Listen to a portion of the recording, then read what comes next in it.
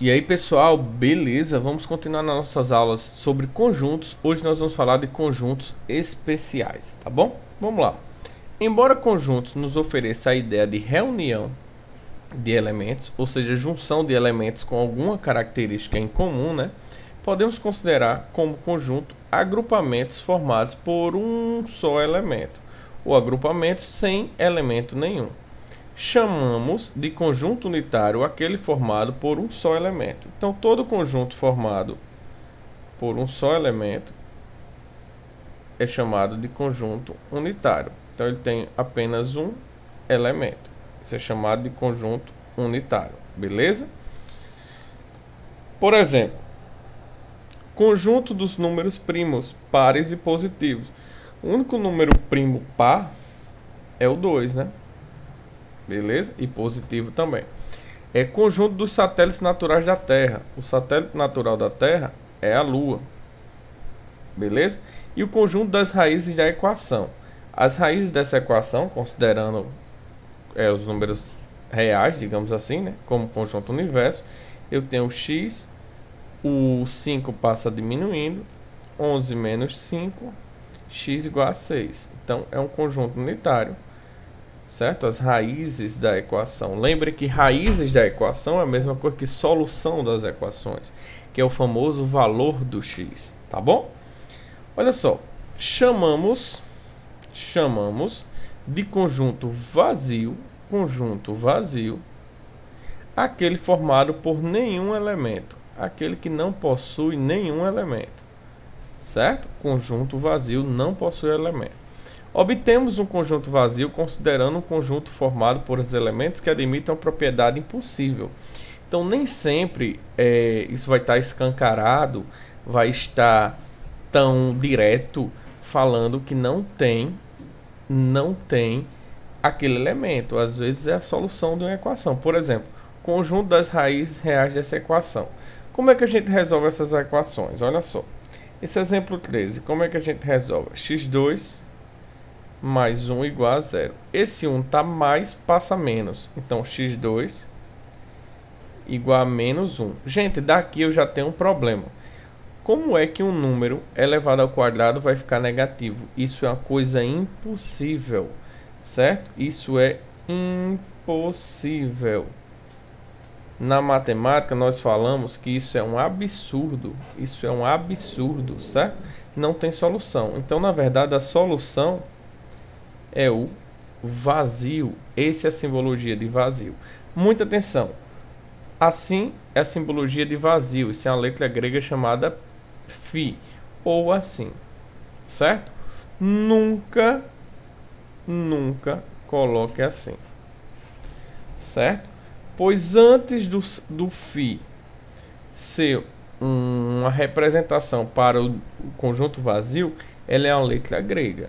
Então, quando eu escrevo chaves, o φ fecha chaves, eu estou dizendo que é um conjunto unitário, cujo elemento é a letra φ, tá bom? Então, nunca faça isso.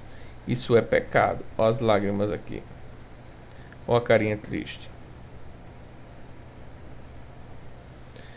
Beleza? Então, nunca faça isso. Agora aqui, ó, o conjunto x, tal que x é diferente de x. Como é que vai ter um conjunto que o elemento é ele e ele é diferente dele? Não faz sentido, isso é uma contradição, né? Então, a solução disso é o conjunto vazio.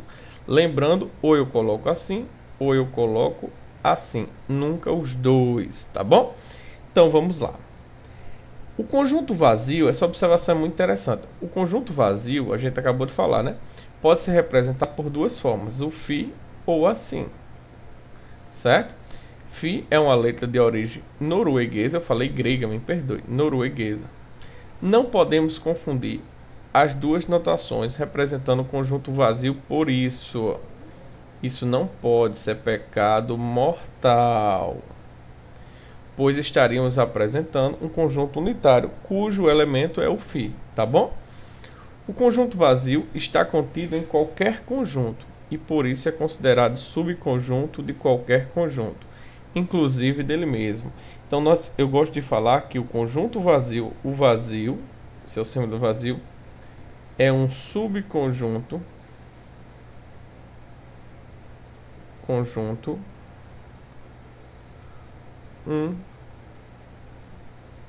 universal. Ficou muito feito a melhorar. Então, vazio é um agora melhorou. Conjunto universal. Beleza? Todos os conjuntos têm como um dos seus subconjuntos o conjunto vazio. Agora vamos falar um pouco sobre o conjunto universo. Olha só, bem interessante esse conjunto e bem útil em muitos problemas. Quando desenvolvemos um determinado assunto dentro da matemática, precisamos admitir um conjunto ao qual pertencem os elementos que desejamos utilizar. Então, há uma limitação, né? Quando a gente está falando de alguma coisa matemática, por exemplo, a gente começa lá no maternalzinho, fazendo exagero de expressão. A gente começa a somar e a subtrair. A gente aprende que 2 menos 5 não pode. Eu não posso fazer 2 menos 5. Por quê? Porque 2 menos 5 não pode. Certo? Como é que eu vou diminuir o número menor do maior? Só que isso é quando a gente está estudando números naturais. Quando vai estudar os números inteiros, já pode. Então, essa é a ideia de conjunto universo. Esse conjunto é chamado de universo e representado pela letra U. Uma determinada equação pode ter diversos conjuntos de soluções, de acordo com a solução, de acordo com o conjunto universo estabelecido. Então, se eu boto aqui, ó, x mais 1 igual a 0. E meu conjunto universo é os naturais. Essa equação não tem solução, né? Porque se eu resolver, isso dá menos 1, beleza? Mas se eu penso que o universo é os naturais, essa solução é vazia, porque menos 1 não faz parte dos naturais. Já se eu considero os inteiros, essa solução já começa a ser válida, beleza? Então essa é a ideia de conjunto universo. Agora olha só, a equação 2x3 menos 5x2 menos 4x mais 3 igual a 0 apresenta várias soluções, tá bom? Aqui eu já botei a solução direta. Como a gente não está estudando a equação do terceiro grau, nem é assunto nem próximo da gente aqui, eu estou só já colocando a solução. 1 meio, vou botar aqui, ó. Tá ruim de enxergar, então meio, menos 1 e 3. São as soluções dessa equação se o universo for todos os números reais. Gente, peraí. Como assim para sua solução? Se você substituir, não é nosso objetivo aqui, tá bom? É só para você entender. Você substituir esse cara no lugar do x, essa conta vai dar 0. Se você substituir esse cara no lugar dos x, esse cara vai dar 0. Se você substituir esses caras no lugar dos x, isso vai dar 0. Então esses três resultados funcionam, tá bom? Sendo que se eu estou no campo dos reais, os três servem. Se eu reduzir o meu campo, para os inteiros, essa fração já não é útil como solução. E minha solução passa a ser menos 1 e 3. E aqui você tem 3 se o universo for os naturais. Se o universo for os naturais, apenas o 3 é útil.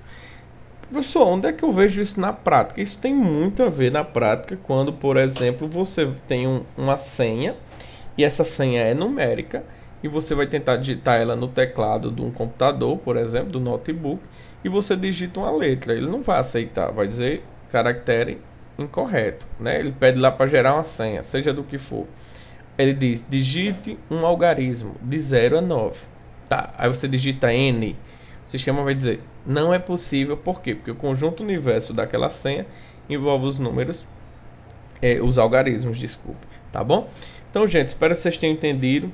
Até a próxima aula. Valeu!